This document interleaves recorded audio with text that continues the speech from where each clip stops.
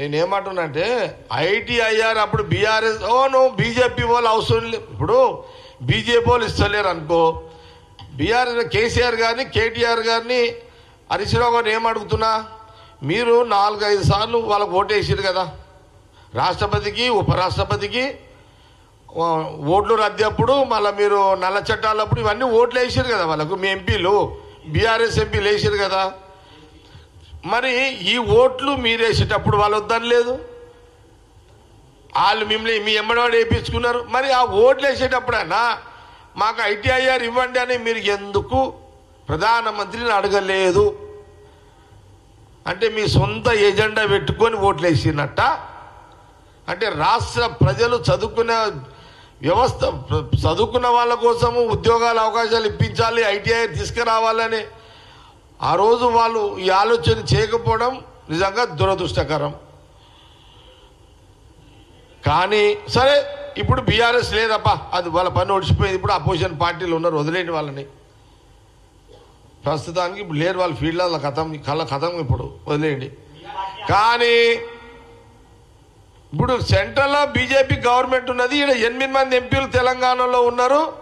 పొద్దున్న లేస్తే రాత్రి వరకు కాంగ్రెస్ గవర్నమెంట్ మీద ఎట్లా బురద జల్లాలో చూస్తున్నారు కదా. మీరు ఐటీఐ తీసుకొచ్చి మీరు మాట్లాడండి మాతోటి, మేము ఐఐటి ఇచ్చినాం. అప్పుడు నువ్వు ఐటీఐఆర్ తీసుకొచ్చి బండి సంజయ్ కిషన్ రెడ్డి గారు మాట్లాడాలి. అప్పటిదాకా మీరు కాంగ్రెస్ గవర్నమెంట్ విమర్శిస్తే దానికి విలువ ఉండదు, బీజేపీ నాయకుల సెంట్రల్ మినిస్టర్ల మాటలకు విలువ ఉండదు అని కాంగ్రెస్ పార్టీ చాలా స్పష్టంగా తెలియజేస్తుంది.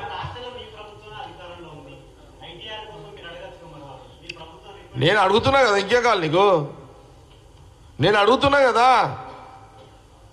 నేను కాంగ్రెస్ పార్టీ పక్షాననే, కాంగ్రెస్ పార్టీ నాయకుడుగానే అడుగుతున్నా. నేను అడుగుతున్నానంటే కాంగ్రెస్ గవర్నమెంట్ అడిగినట్టే, కాంగ్రెస్ పార్టీ అడిగినట్టే.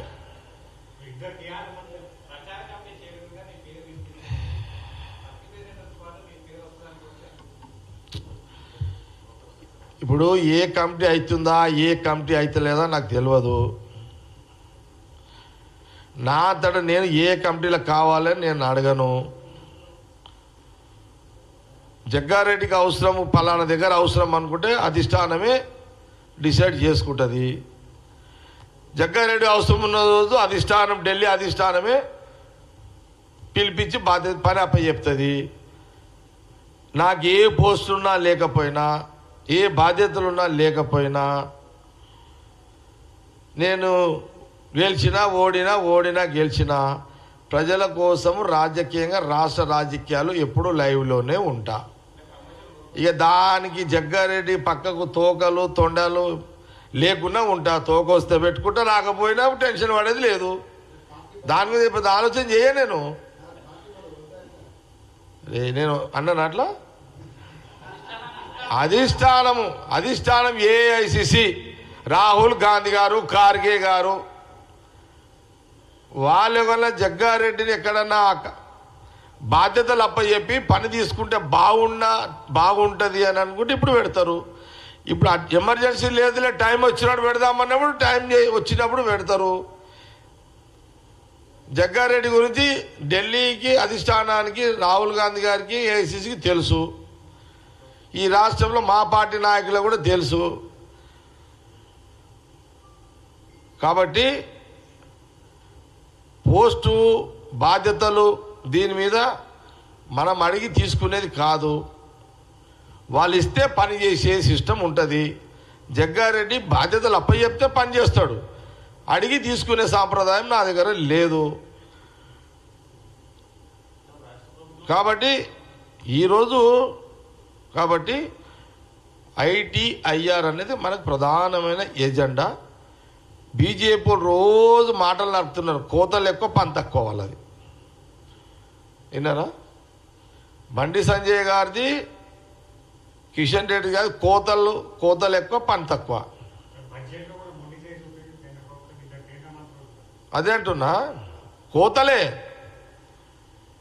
కోతలు కోసుడు తప్పితే వాళ్ళు ఆడికేం తెచ్చింది లేదు, వాళ్ళ రూపాయి తెలంగాణ ప్రజలకు ఇచ్చింది లేదు. ఇప్పుడు ఉన్నదానికి ఇప్పుడు ఆ తర్వాత ఇప్పుడు నువ్వు ఇక నేను ఏమంటున్నంటే నువ్వు అడిగిన ప్రశ్న కరెక్టే. వాళ్ళు అంటున్నారు ఇద్దరు అని, ఇద్దరు కోతలు కోసుడికే పనికి వస్తారు అంటున్నా. కోతల రాయిలే ఇద్దరు, విన్నారా? బండి సంజయ్ గారు, కిషన్ రెడ్డి గారు వాళ్ళు కోతల రాయిలే. వాళ్ళు ITIR తీసుకొచ్చినాక మాట్లాడితే అప్పుడు నేను ఎలాంటి జవాబు ఇవ్వగలుగుతున్నా అది చూడండి. కానీ మా వాళ్ళు ఎమ్మెల్యేలు ఏడవన్నారు, ఏడలేసారు, ఏడగోక్కిరు, ఈడగీక్తారు. మీకెందుక ఇదంతా? మా వాళ్ళు ఇష్టం ఉన్నాడు పోతారు, చేస్తారు, వాళ్ళ ఇష్టం అది.